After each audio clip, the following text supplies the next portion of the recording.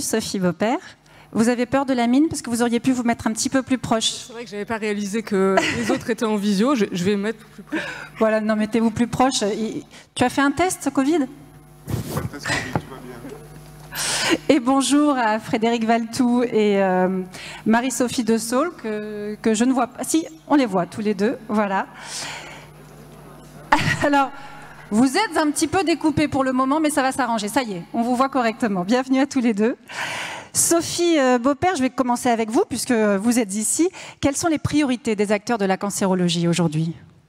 Bonjour à toutes et tous. Tout d'abord, je suis ravie d'être ici. Je voulais remercier Lamine Garbi et aussi Christine Schiebler, avec qui on travaille étroitement sur les nombreux sujets qu'on va évoquer d'ailleurs aujourd'hui. Je salue également, bien sûr, les élus et l'ensemble des participants.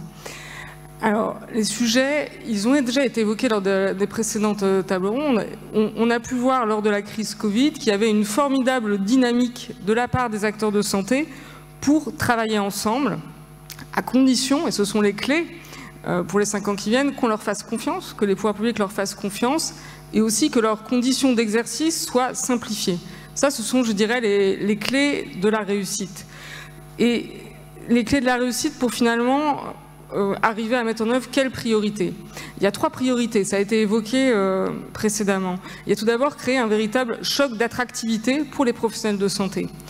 Il y a également pouvoir proposer, dans le cadre de coopération, des parcours de soins simplifiés.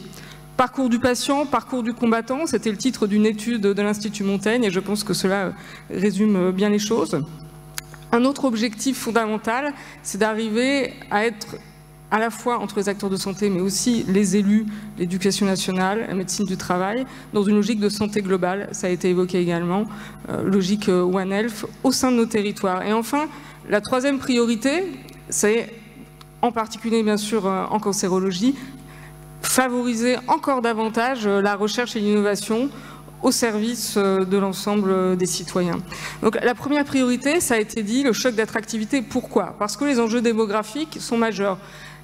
Parcoursup a été évoqué, j'étais complètement d'accord, et c'est d'ailleurs la remontée de l'ensemble de nos établissements avec ce qu'a évoqué Carole Degas. Il y a également bien sûr la problématique démographique pour les médecins, quand on compare les départs à la retraite et les médecins qui sortent et qui vont exercer, il y a un gap, et ce gap on le ressent tous sur nos territoires. Donc ce contexte démographique, il pèse fortement sur les conditions de travail quotidiennes des professionnels, qui ne sont pas assez en nombre, et donc, c'est pour ça qu'il faut créer un choc d'attractivité. Alors, une fois qu'on a dit ça, ça passe par quoi? Par, je dirais, plusieurs actions. On travaille beaucoup en interfédération sur les sujets notamment de promotion professionnelle. Et d'ailleurs, je dois saluer le travail de Christine Schiebler, puisqu'on a réussi à avoir des propositions de toutes les fédérations sur ces sujets-là. Et on essaye d'avancer pour faciliter la VAE, l'apprentissage, enfin les sujets que vous connaissez bien. Il y a également une nécessité, bien sûr, d'améliorer au maximum les conditions d'exercice, ce qui passe sans doute par le fait de pouvoir proposer aux professionnels un exercice fluide entre la ville, l'hôpital, les établissements privés, permettre ce qu'appellent les jeunes fortement de leur vœu, cette souplesse en fait d'exercice, cette hybridation des carrières, comme on dit, qui est majeure en fait pour faire avancer la recherche, l'innovation. Je pense par exemple aux médecins qui s'intéressent aux data et qui font des statistiques, et c'est ces profils-là qu'il faut favoriser pour pouvoir faire avancer les choses. Et on a encore beaucoup de travail pour pouvoir favoriser cette souplesse d'exercice, tout simplement. Les chantiers donc en matière de formation, de gouvernance sont majeurs. C'est vrai qu'il y a le rapport du Sénat sur l'hôpital public qui évoquait la gouvernance de l'hôpital public. Et il faut bien reconnaître que les établissements privés, dont les CLCC par exemple, eh bien, on a des choses à apprendre de leur gouvernance, du management, des centres de lutte contre le cancer par exemple, qui sont dirigés par des médecins et qui sont des structures à taille humaine. Ce chantier, il est majeur. Le deuxième chantier, comme je l'ai évoqué, c'est favoriser la coopération entre les acteurs au sein des territoires, mais favoriser pour faire quoi en fait? Eh bien, la santé globale, aujourd'hui, c'est finalement une réalité. Les changements climatiques le montrent, les interactions entre notre environnement, entre la santé animale et humaine sont étroites, et nous n'avons pas beaucoup de temps pour pouvoir agir. de plus en plus d'études précisent ces interactions. Comme le rappelle la stratégie décennale de cancérologie, on peut citer par exemple un chiffre qui est frappant, 40% des cancers sont dits évitables car liés au sens large à notre environnement. Pollution, manque d'activité physique, alcool, tabac. Et donc cela signifie qu'il faut agir étroitement ensemble. Les collectivités locales bien sûr ont un rôle clé dans ce domaine et doivent pouvoir accompagner l'ensemble des acteurs de santé parce que pour travailler sur ces questions qui sont complexes, les interactions sont nombreuses, il faut pouvoir travailler en interaction entre établissements de santé, centres experts et l'ensemble des professionnels de ville pour pouvoir faire avancer la prévention. Le rapport de la Cour des comptes sur la prévention montrait que les moyens qui sont mis au service de la prévention en France ne sont pas négligeables et qu'on n'a pas à rougir par rapport à nos collègues européens, puisque 0,6% du PIB est consacré aux actions de prévention, ce qui est comparable aux autres pays. En revanche, les résultats, par exemple en termes de dépistage, sont décevants. Cela montre bien que l'importance, à nouveau, de faire confiance aux acteurs pour qu'ils puissent développer des programmes, par exemple de dépistage pour des personnes dites à haut risque, et cela ne peut se faire qu'en lien entre établissements de santé, médecine de ville, car une fois qu'on a fait le dépistage, il faut pouvoir proposer des actions de prévention qui vont s'appuyer sur les professionnels de ville. Un mot encore sur la façon dont on peut favoriser l'accès à la recherche, l'innovation. Alors, l'accès à la recherche et l'innovation, le constat qui a été fait par le Conseil stratégique des industries de santé était clair, il y a maintenant plus d'1 an. Des actions positives ont été mises en œuvre, il faut le reconnaître, qui permettent de faciliter l'accès à la recherche clinique. En revanche, les acteurs du système de santé, publics et privés, attendent encore beaucoup de la simplification des démarches pour pouvoir mettre en œuvre des innovations, notamment une mesure qui était une mesure phare suite aux conclusions du CSIS va être prochainement mise en œuvre, et cela nous a été confirmé, c'est par exemple une agence de l'innovation en santé qui va permettre de proposer un guichet unique à l'ensemble de l'écosystème de l'innovation et favoriser, on l'espère, ainsi les nombreuses innovations qui émergent à la fois des start-up, des établissements de santé, publics et privés. Donc en un mot, vous avez compris que, car j'ai compris qu'il fallait que je conclue bientôt, que les enjeux étaient majeurs, que les attentes des citoyens, ça a été souligné, sont extrêmement fortes en matière de santé, mais qu'en même temps, les acteurs finalement partagent ce constat et on espère que la conférence des parties prenantes sera l'occasion de transformer l'essai. On espère. Merci beaucoup. Marie-Sophie Dessaulles, je rappelle que vous êtes présidente de la Fédération des établissements hospitaliers et aide à la personne. Bonjour. Bonjour. Comment faire en sorte pour vous que les 5 années qui viennent soient utiles pour la santé ? Écoutez, tout d'abord, désolée de ne pas être parmi vous. Moi, je le suis à distance. Je ne vais pas reprendre ce que vient de dire Sophie Beaupère sur tout le sujet de l'attractivité des métiers, parce que la FEAP le partage et qu'effectivement, il y a un enjeu majeur. Et je vais peut-être plutôt cibler mon intervention sur la question des territoires et de la question de l'accès aux soins dans les territoires. Et pour cela, je repars, et les intervenants précédents l'ont dit, sur le fait que finalement notre responsabilité en tant qu'acteur de santé, c'est de permettre effectivement un accès aux soins, à la prévention pour l'ensemble de nos concitoyens. Et qu'en réalité, on en est assez loin. On sait tous qu'il manque aujourd'hui beaucoup de Français n'ont pas accès à un médecin traitant, que l'on a des délais de rendez-vous qui sont très longs pour les médecins spécialistes et que, en règle générale, on a un retard d'ores et déjà d'accès aux soins.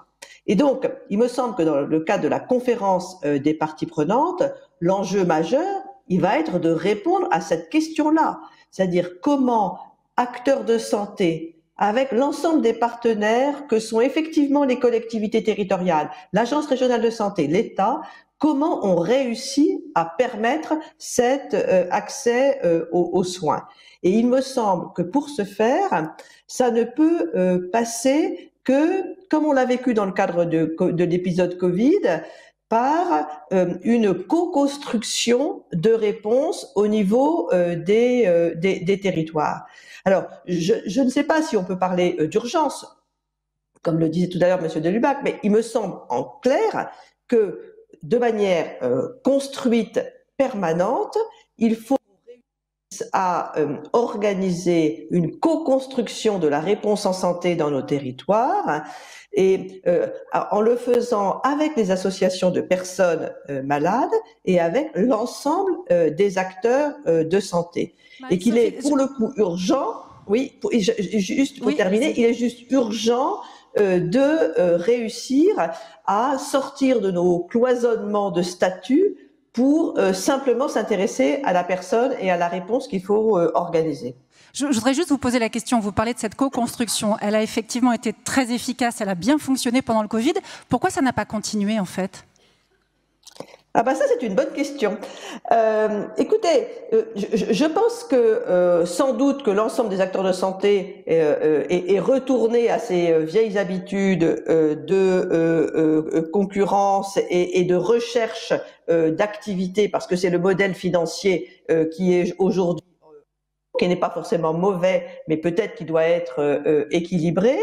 Peut-être aussi que des agences régionales de santé qui avaient accepté de sortir des clous parce qu'il y avait urgence, sont peut-être revenus dans des standards un peu plus classiques, alors qu'il aurait fallu capitaliser sur ce que on avait réussi à construire dans le cadre de l'épidémie. Il y a aussi l'attractivité des métiers dont on a déjà parlé, qui est capitale. J'ai eu plusieurs questions qui me demandent comment rendre ces vocations attractives et valorisées. Qu'est-ce qu'il faudrait faire selon vous aujourd'hui ? Alors, plusieurs éléments. Moi, je crois quand même à la campagne de communication, c'est-à-dire qu'il faut revaloriser les métiers en termes d'image. Et je dis souvent que l'on se retrouve avec des campagnes pour l'armée, les prisons, etc., et que aujourd'hui l'État n'est pas en capacité de des campagnes de communication de grande ampleur sur les métiers de la santé au sens large. Ça suffit pas, mais on a quand même un déficit d'image. Je dis souvent que un aide-soignant, quand il est dans une soirée un samedi soir, il n'a pas forcément envie de dire qu'il est aide-soignant, ou s'il le dit, on risque de le plaindre en disant que quand même il a un métier très dur. Donc on a cet aspect, j'allais dire, communication positive. Et oui, on a un enjeu aussi du management dans nos propres établissements. C'est-à-dire que les jeunes n'ont plus exactement la même conception du métier que nous pouvions avoir. Et donc, il y a la question de quelle autonomie au sein de l'équipe, quelle logique de travail en équipe, comment le manager est plutôt un animateur d'équipe plutôt qu'un organisateur de planning. Donc, nous avons nous-mêmes des à faire pour s'interroger sur comment nous travaillons au sein de nos établissements et qu'on donne envie finalement d'un engagement de nos professionnels. Et est-ce qu'il y a la question de la revalorisation des métiers? Oui, bien sûr. Il y a un sujet salaire. On sait qu'en moyenne, les salaires sont moins importants que dans les pays européens. Il va falloir continuer un rattrapage qui a commencé à se faire, mais clairement, on n'est pas allé au bout. Merci beaucoup Marie-Sophie. Je vais donner la parole à Frédéric Valtou, président de la FHF et député. Frédéric, la FHF a présenté un programme Ambition Santé 2022 avec une feuille de route à 5 ans destinée à orienter l'action des pouvoirs publics. Est-ce que vous pouvez nous en donner les grandes lignes ? Bonjour à tous, bonjour au président Lamine Garbi. Je salue les élus qui sont dans la salle. Désolé moi aussi de ne pas être présent avec vous, mais il ne vous a pas échappé que la reprise de l'activité parlementaire dans un climat compliqué fait que il vaut mieux être là plutôt que de s'éloigner. On ne sait jamais ce qui peut arriver aujourd'hui dans cette assemblée qui peut être surprenante. Voilà.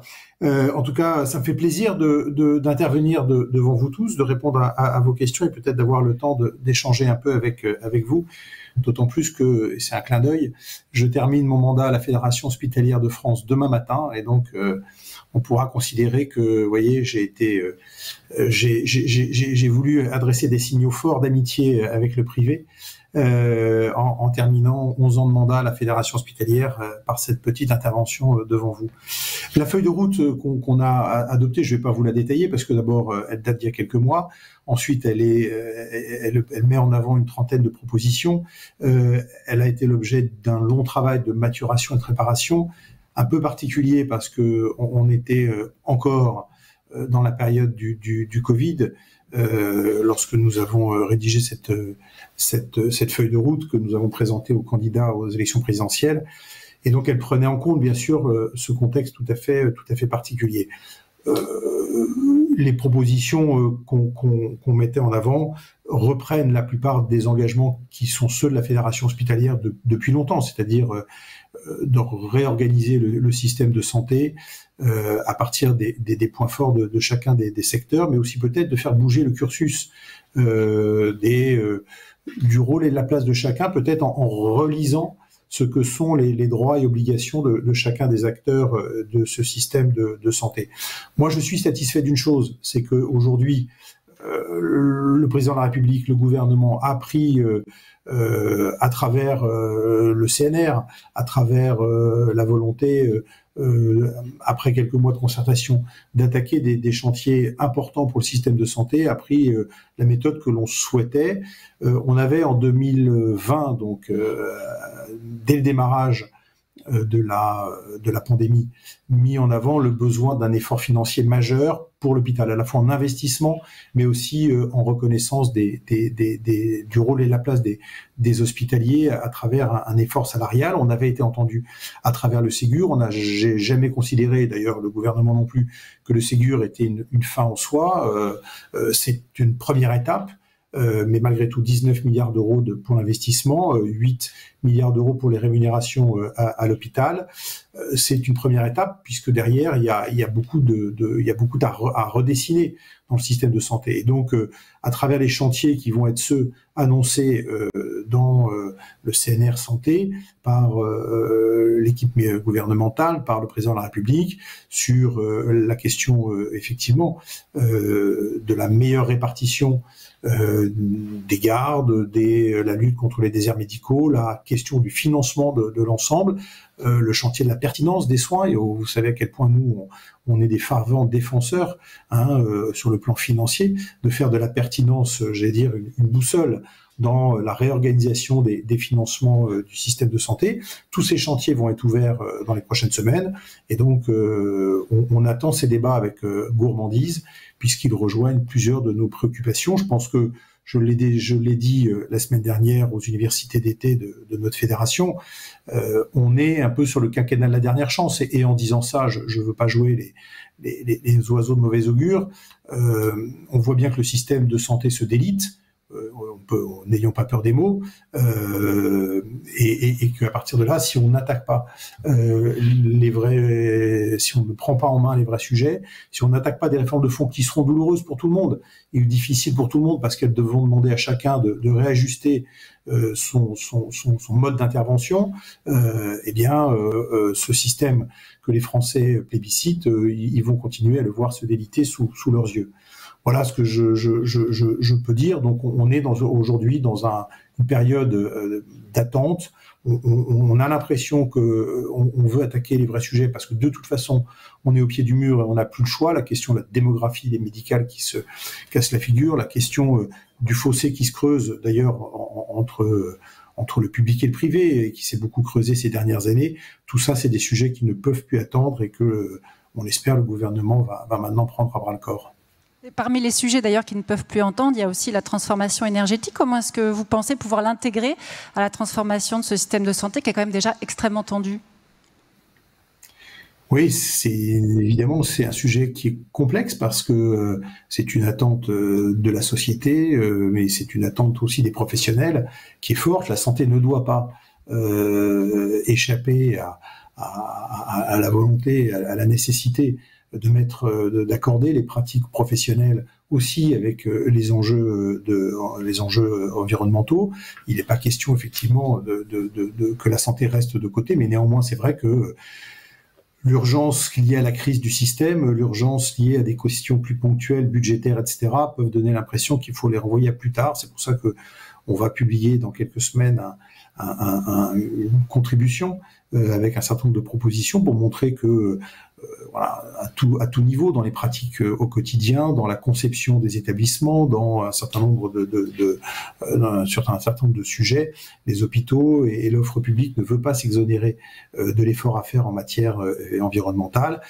Ce sont aussi des débats qui sont rendus compliqués parce qu'avec la crise énergétique, dont le coût va être très important pour les établissements, dans un contexte, je le disais, financier qui est lui-même complexe. Donc le risque, c'est que cette question apparaisse en second plan, là où le secteur de la santé, par son importance, est un acteur économique essentiel et qui donc doit prendre toute sa part et toute sa place dans les défis environnementaux. Donc, on compte appuyer à travers cette contribution qui est née aussi de la mise en avant d'un certain nombre d'expérimentations ou de démarches mises en œuvre dans les établissements, puisque finalement, c'est aussi par la diffusion des bonnes pratiques que l'on peut avancer sur ces sujets. Merci. J'ai beaucoup de questions qui sont arrivées. Alors, on a peu de temps pour les traiter. Je vais en prendre 2 ou 3 rapidement. Il y a une personne qui suggère, c'est vrai, un outil qu'on n'a pas évoqué encore pour résoudre le problème de la territorialité. Je vous la pose à vous. L'enjeu, la télémédecine, par exemple. Est-ce que c'est faisable dans le cancer ? La crise Covid l'a montré, puisque la télémédecine a explosé, notamment en cancérologie, bien sûr, avant tout pour tout ce qui était suivi des patients, ça évite des temps de transport. Les verrous administratifs ont sauté pendant la crise Covid et ça a permis effectivement de développer la télémédecine. C'est évidemment un plus, ça ne peut pas répondre à tout, non, bien sûr. Mais ça permet de tout simplement, là encore, je dirais simplifier l'exercice, éviter aussi de la fatigue pour les patients. Donc c'est possible en cancérologie. Oui. Il y a encore beaucoup de médecins qui sont assez réfractaires. Une question pour vous, Frédéric Valletoux. En tant que député et non président de la FHF, que pensez-vous de l'inéquité de traitement salarial entre le public et le privé ? Ça devait arriver. Hein. J'imagine qu'il y a un hospitalier dans la salle qui m'a posé la question. Non, ça doit être dans ce sens-là que c'est posé. C'est anonyme. C'est anonyme. Écoutez, en tant que parlementaire, je demanderai ce que j'ai demandé, je demanderai au gouvernement ce que j'ai demandé beaucoup ces dernières années, c'est-à-dire au ministère de la Santé qu'il publie effectivement les salaires et les rémunérations des différents secteurs de manière à ce qu'effectivement on objective ce sujet, aussi bien pour les médecins que pour les paramédicaux. Je pense qu'il faut objectiver ce débat et moi je suis très partisan de la transparence et il n'y a aucune raison que dans un système largement financé par l'assurance maladie, il n'y ait pas de l'autre côté de la chaîne ou à l'autre bout de la chaîne effectivement la transparence sur la rémunération pour l'ensemble des secteurs et spécialité par spécialité, établissement par établissement bien sûr, dans tous les cas spécialité par spécialité, type de métier par type de métier, et j'y suis toujours aussi favorable. Malheureusement, c'est pas moi qui ai les données. Si je les avais, je vous promets qu'elles seraient déjà publiées. Merci beaucoup. Une réflexion que je vais juste donner, et peut-être que Lamine vous voudrez répondre. Le Ségur Investissement est peut-être à l'origine de la fin de l'équité entre les secteurs qui a prévalu lors de la crise. Totalement, Frédéric. 19 milliards pour les hôpitaux publics, c'est une inéquité forte parce que nous en sommes totalement exclus. Alors Frédéric, avant que tu quittes la fédération, déjà merci pour ta présence. Je vais perdre peut-être mon meilleur ami, hein, parce que c'est vrai que nous avons tellement eu de joutes orales toujours cordiales et amicales, quelquefois un petit peu piquantes, mais ça va me manquer. Alors demain, ce sera peut-être Jean-Louis ou Arnaud qui sera à ta place. On verra les élections, ce que ça va donner. Mais te dire que j'ai appris avec toi. J'ai appris une chose. Un même patient, un même soin, des mêmes contraintes, les mêmes devoirs et un même tarif. Voilà, ça, je l'ai appris. J'ai rajouté contraintes et tarifs et devoirs. Tu vois, comme ça, j'écoute et là, comme ça, on est totalement en phase. Sur la comparaison des salaires des médecins, c'est avec grand plaisir. Les infirmières, on les a déjà. L'hôpital public, c'est 10 à 15% de plus que le privé. Les médecins, il faudra rajouter, je dirais, un paramètre, c'est le nombre d'heures travaillées. Voilà, entre le libéral et le salarié. Et là, on pourra vraiment comparer les deux paramètres. Et puis, il faudra aussi ajouter toutes les charges, bien sûr, hein, les assurances aujourd'hui qui sont importantes. Clin d'œil Frédéric, merci pour ces 11 années que tu as passées à la présidence de la FHF. J'en suis à 8. Je vais essayer d'égaler ton record pour les 11 ans. Et peut-être après prendre ta place à l'Assemblée si tu veux plus y rester. On peut toujours s'entendre parce que c'est bien les vases communicants sur les fédérations. Et je retiendrai deux choses, deux victoires communes. C'est le protocole de pluriannuité qu'on a bâti ensemble. Il reste à conclure celui des 5 prochaines années. Et puis les conférences de presse qu'on a pu mener sur, je dirais, des projets communs, la pertinence, la qualité des soins et bien sûr les tarifs. Voilà, Frédéric, merci pour ta présence. On se reverra bien évidemment parce que tu vas être de l'autre côté, je dirais, du monde. Celui qui décide, celui qui valide, celui qui crée les lois. Donc bon courage à toi.